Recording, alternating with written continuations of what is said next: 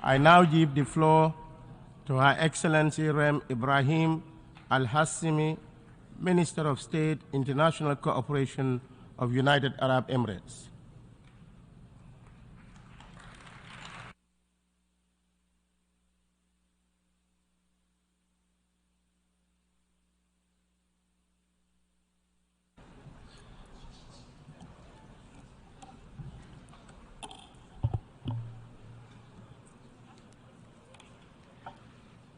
In the name of God, the Merciful, the Compassionate, Mr. President, I would like to congratulate you, Your Excellency, on assuming the presidency of this session. I also value the efforts of His Excellency Chaba Koroshi during his presidency of the previous session. I would like to reiterate our sincere condolences to the governments and the peoples of the Kingdom of Morocco and the State of Libya after the recent disasters that hit the two countries recently. Mr. President, the UAE declared this year the Year of Sustainability under the theme Today for Tomorrow, to honor our shared responsibility to present and future generations who deserve to live in safe and prosperous environments. We also seek to honor and build upon the efforts of our founding fathers who strived for the advancement of our nations. Our responsibility is to preserve our planet, our natural resources, as well as our cultural heritage. The UAE believes that this fundamental premise should guide our approach to the existential challenges facing our world today.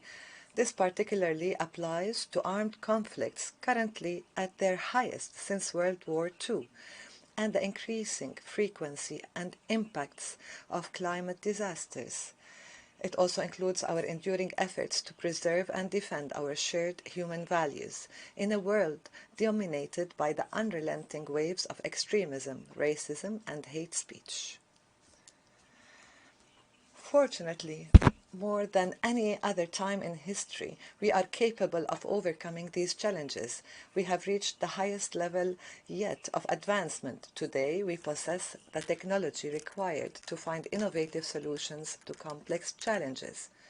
We have put in place regional and international institutions to coordinate collective action, and we are equipped with the necessary legal frameworks to organize international relations.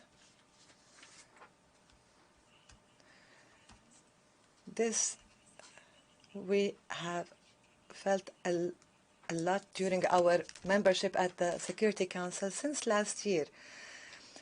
Oftentimes, geopolitical challenges prevented the Security Council from achieving the desired consensus regarding very important issues, some of which were humanitarian and purely humanitarian in nature. The time has come to hold genuine discussions regarding a genuine reform of the Security Council, particularly in terms of the challenges of the right to veto and the need to expand permanent and elected membership and improve the approaches and work methods of the Security Council to allow it to address and sometimes preempt the crises. The UAE believes in the importance of maintaining a political and world order that is based on the respect of the independence and territorial integrity of the countries, where international relations are in line with international law and the UN resolutions. As for the use of force instead of political solutions, and to divide the world with those who are with or against, this will only lead to further chaos and wither our diplomatic tools. Nobody will be a winner. We would like to underscore here the importance of respecting diversity, political differences, and development disparities. We must give prominence to common values to advance cooperation and integration across peoples and countries. It is essential to enhance the effectiveness of international organizations, key among them the United Nations. These institutions are crucial for building bridges, reducing tensions, and establishing peaceful solutions. We depend on the United Nations as the first line of defense to prevent the multilateral arena from becoming polarized when political rifts between major countries occur. We also believe that regional organizations such as the League of the Arab States and the African Union play a critical role due to their understanding and familiarity with local contexts and are better positioned to play a pivotal role in supporting these endeavors and political processes. Mr. President, the UAE believes that the best way to resolve crises is through peaceful means. This is particularly important for our region, which is ravaged by weapons and extremist ideologies. The UAE continues to exert all efforts to reduce escalation and call for dialogue and diplomacy to resolve differences. We have been focusing on creating a new reality to strengthen economic integration among the countries of our region. This would benefit the economies and people of the region and will enhance regional stability and prosperity.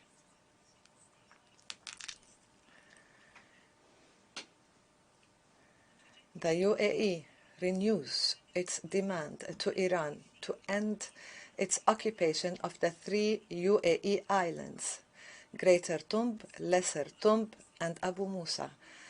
Our legitimate right to these islands has not diminished, and time will not diminish nor extinguish our sovereignty over these islands. We will continue to seek a resolution either through direct negotiations or through the International Court of Justice. This has been our firm stance for decades. We stress the position of the Gulf Cooperation Council that calls on Iraq to take serious and urgent steps to address the negative consequences of the ruling of its federal Supreme Court regarding the agreement concluded between Kuwait and Iraq on the regulation of maritime navigation in Khor Abdullah. This needs to be done in a manner that serves good neighborly relations in line with the international law and the agreements signed between the two countries. Our ultimate goal is to push for the zero problems with neighbors as a principle. Regardless of how great these challenges, it is critical to restore the legitimate sovereignty of states and prevent extremist and armed groups from maintaining a presence in our region. We must move forward with a vision that promotes peace, openness, coexistence, cooperation, and development. We believe that achieving this vision is possible. Our region is full of hope, resources, and our youth has great potential to lead our nations towards security, stability, and prosperity. This can only be achieved with political will and determined efforts. The UAE thus refuses to accept that conflicts in our region are inevitable. We believe that security, stability, and prosperity will be restored in Yemen, Syria, Sudan, Libya, Iraq, and Lebanon.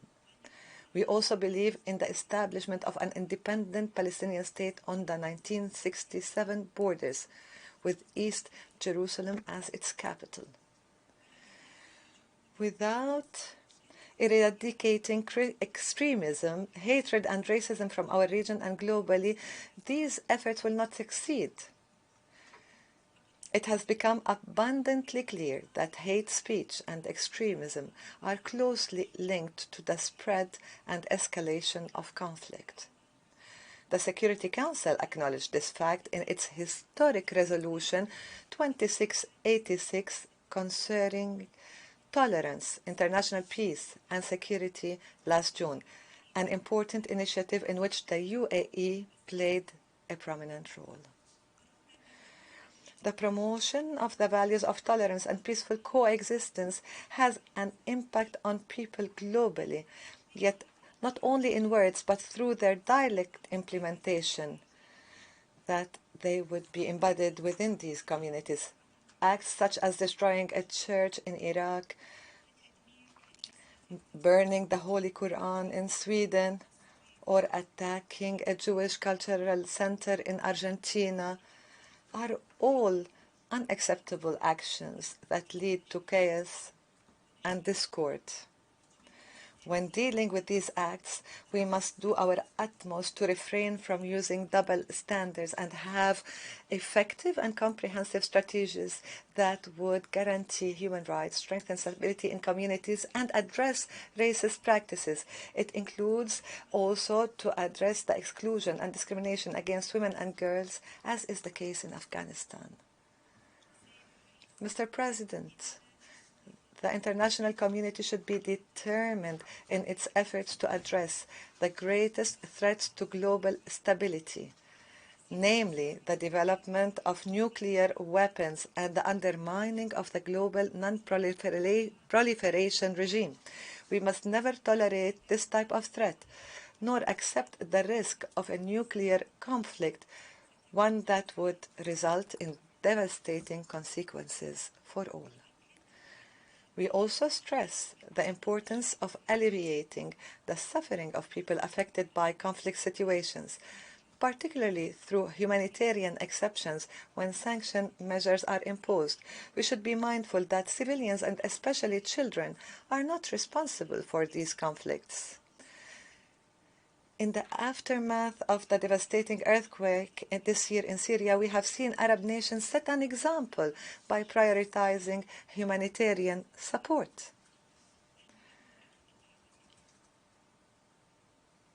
As part of the UAE efforts to alleviate the suffering of people affected by crises by all possible means, we plan to launch a digital platform that employs advanced technologies to enable affected states to better harness international support in the wake of natural disasters. The digital platform will help in providing urgent, effective, and coordinated humanitarian response. I would like to emphasize that the interplay between conflicts and other serious challenges, particularly climate change, food and energy security, and water crises, can cause significant consequences for present and future generations. The climate crisis is an important juncture in our history. The results of the first global stocktake only confirm how far off track we are in implementing the objectives of Paris Agreement.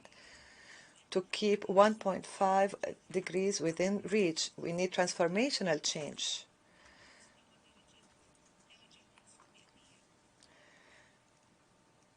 Some may see this as impossible, but the UAE disagrees. In this spirit, the UAE is hosting the 28th session of the United Nations Climate Change Conference, COP28, in 2 months. We will focus in 2 months on intensifying international cooperation to achieve the highest ambitions possible. The action plan of the conference will focus on 4 main axes, namely, accelerating an orderly and just transition in the energy sector, advancing climate financing mechanisms, and enhancing the livelihoods and protection of individuals according to a transparent and inclusive framework. We must restore hope and be optimistic regarding our ability to confront climate change. The UAE believes that the transformation of the energy sector will provide the greatest opportunity to enhance and sustain human and economic development. It is important to focus on financing as an essential tool in this process. This would require, among other things, improving the international financial structure, encouraging the private sector to finance climate action, ensuring the fulfillment of pledges by donors, and to fully operationalize the Loss and Damage Fund. In line with UAE's values and approach, we will utilize the contributions of women, youth, and civil society, as well as the private sector. Government agencies should also fulfill their responsibilities to confront climate change. We must remain united and work together to make progress. I would like to take and seize this opportunity to extend an open invitation to the world to actively participate in this conference and develop collective solutions to achieve a substantial shift in confronting climate change. A shift that allows us to move our focus from negotiations to achieving tangible results in pursuit of an inclusive and sustainable future.